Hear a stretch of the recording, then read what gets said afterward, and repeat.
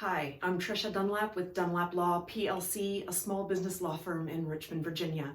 I'm here today to give you a high-level overview on the PPP, the Paycheck Protection Program loans under the CARES Act as they apply to self-employed individuals with employees. So if you own an LLC, a member in an LLC, or perhaps a multi-member LLC, or perhaps you're in a partnership, an LLP, and you have W-2 employees, then this is an important video for you to watch so that you understand rules published by the Small Business Administration on April 14th, 2020, which will determine how much of a loan you can get under the PPP, how you can spend it, and how much of it will be forgiven.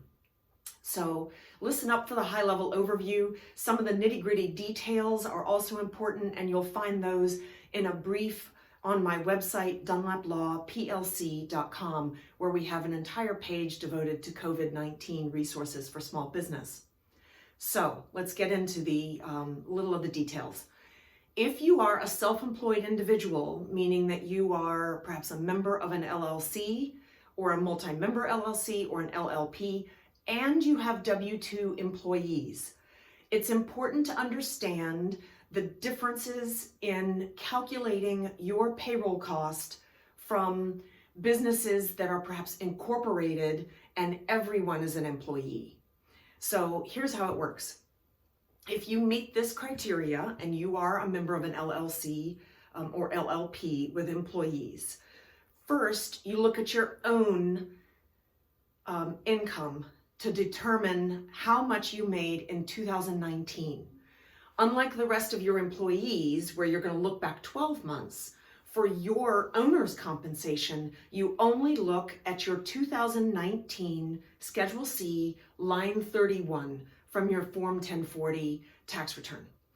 You look at only 2019. You cannot include anything you may have paid yourself in 2020. You take that 2019 income up to $100,000. Anything beyond that, you have to subtract, but up to $100,000, divide by 12, multiply by 2.5. That's your average monthly net profit. And that's the piece that you can use for your compensation in figuring out your maximum loan amount. Then you can go look at your payroll for your W-2 employees, and for that, you look back 12 months. So it's now April 16th, 2020. And if you're applying today, you would look back from April 16th, 2020, backward to April 16th, 2019. And you would pull your payroll tax filings for your W-2 employees to show how much you had paid in payroll for those folks. Now, anybody who makes over $100,000 a year, you have to subtract the amount over 100,000 because it is capped at that. But that's what you can include for your payroll. And for your employees, you can also include your costs for employee benefits, such as health insurance, your business's contribution toward their retirement funds, state and local taxes paid on their behalf, and any paid leave you may have provided. Now, any of those benefits that your business paid for you as the owner, you cannot include. All you can include is your net profit on your Schedule C, line 31 last year. None of the benefits that your business paid for you can be included. Yeah, I know, that sucks. It hurts me too. And don't ask me why that's the rule, but that's the rule. And it drastically reduces the amount that you can get under the loan. At any rate, here's what you can use the money for. You can use the money for replacing payroll for your employees and also paying yourself. But the amount that you pay yourself is capped at what you paid yourself last year. So you cannot pay yourself PPP, cannot use PPP funds to pay yourself more than what you earned in 2019.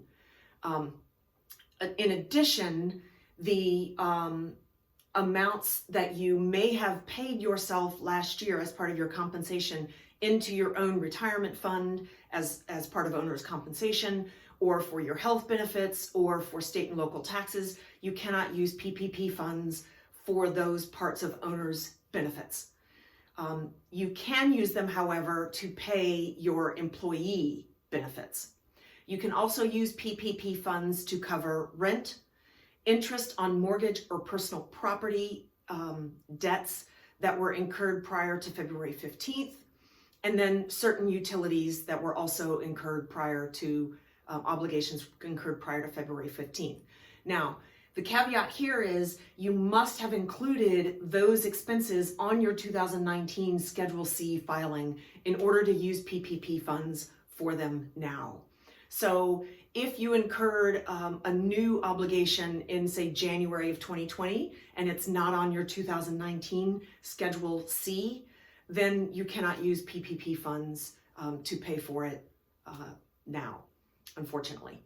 Now let's talk about forgiveness very briefly. As you're aware, probably, a significant amount of the PPP loan can be forgiven.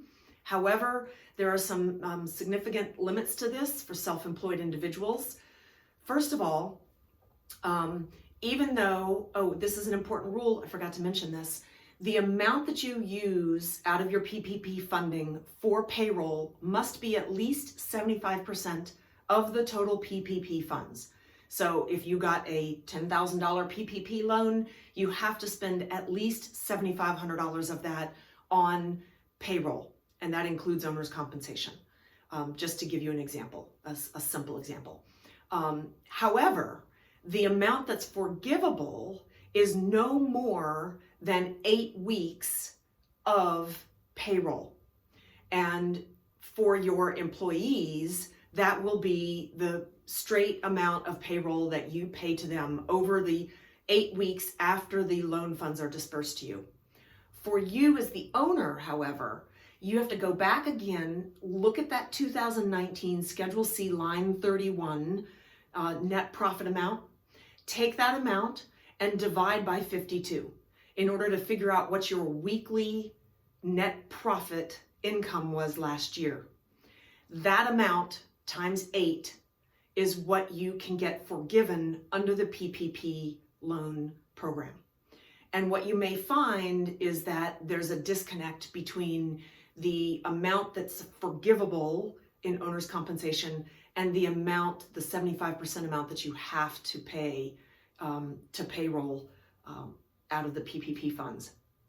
So at any rate, it's a little bit complicated, I know. If you need to see this in writing, I have a brief on my website, dunlaplawplc.com. We have a special page of COVID-19 resources for small business, and I have broken this all down into as simple as I can make it in writing on that site, so you can find it there. I hope this video has been helpful to you. If it has been, please like. If you've got questions, comment down below. I'll be watching for comments, and if I see questions, then I'll use that as grist for the mill in future videos. If it's been helpful and you'd like to share it, I appreciate that. And if you subscribe down below, click that subscribe button, and then you'll get updates when I post future videos, which will hopefully help you figure all of this out and survive this COVID-19 crisis that we're all facing. From Dunlap Law PLC in Richmond, Virginia, I'm Trisha Dunlap, and I hope this video has been helpful. Thanks.